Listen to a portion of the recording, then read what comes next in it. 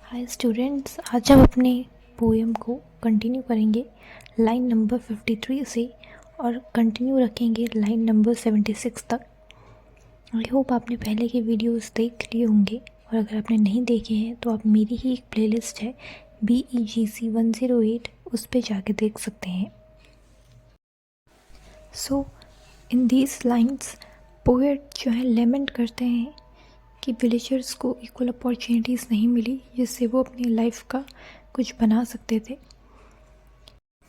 और वो कंपेयर करते हैं विलेजर्स का जो टैलेंट है उसको एक जेम से, जेम जो कि बहुत प्योर है, लेकिन वो जेम बहुत डीप है ओशन में, जहाँ उससे कोई देख नहीं सकता। या फिर उसे कंपेयर करते हैं एक फ्लावर से जो कि बहुत ब्यूटीफुल है, लेकिन वो एक डेज़र्ट में ब्लूम कर रहा है, तो वो भी वहाँ एक वेस्ट है। कोई भी ऐसा टैलेंट अगर उसे कोई फेवरेबल सिचुएशन नहीं मिले तो वो एक वेस्ट है, क्योंकि उसका कोई यूज़ नहीं है और उसको कोई डेवलप भी नहीं कर सकता।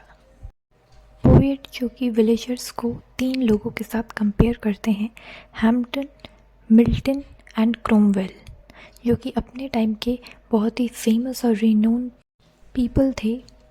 उनसे ये विलेजर्स को कंपेयर करते हैं और बोलते हैं कि अगर इन विलेजर्स को भी वही सिचुएशन मिलती और वही कंडीशंस मिलती, इनके पास भी एम्पल ऑफ मनी होता, तो ये भी आज वो सब करते जो इन लोगों ने किया।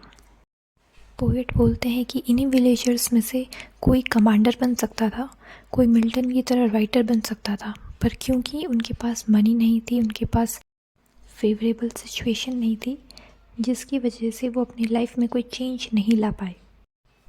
बट पावर में आना इतना इजी नहीं होता है। जब हम पावर में आते हैं हमें एक तरफ से अप्लॉज मिलती है, लेकिन वहीं जो है रूलर्स जो होते हैं वो एक्सपोज हो जाते हैं थ्रेट्स के, उनकी लाइफ को भी बहुत खतरा होने लगता है। तो ये कुछ प्रोज एंड कॉन्स हैं पावर में आने के बाद के। विलेजर्स को अपॉर्चुनिटीज़ नहीं मिली जिससे वो अपनी लाइफ को कोई चेंज नहीं कर पाए, लेकिन इसका एक एडवांटेज ये भी था कि उन्हें अपने हैंड्स डर्टी नहीं करने पड़े। लेकिन पोएट ये बोलते हैं कि क्योंकि विलेजर्स को अपॉर्चुनिटीज़ नहीं मिली, तो अगर हम उसका गुड साइड देखें तो वो ये था कि अगर उन्हें अपॉर्चुनिटी मिल जाती तो शायद वो भी उन्हीं कामों में इंडल्ज हो जाते, उन्हीं क्राइम्स में इंडल्ज हो जाते। लेकिन सिंस उन्हें कोई अपॉर्चुनिटी नहीं मिली है तो उसका गुड साइड ये है कि वो अपनी सिंप्लिसिटी में ही खुश रहे, उनकी एक सिंपल लिविंग रही, जो कि क्राइम्स की दुनिया से बिल्कुल अलग है।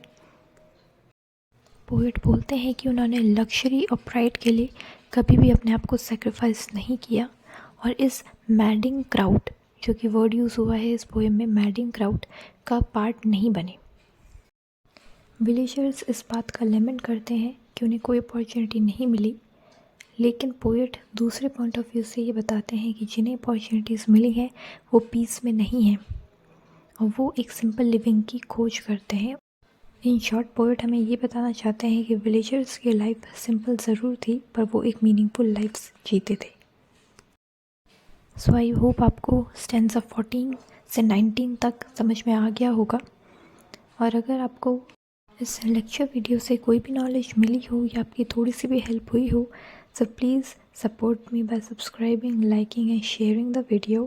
Thanks for watching and keep learning.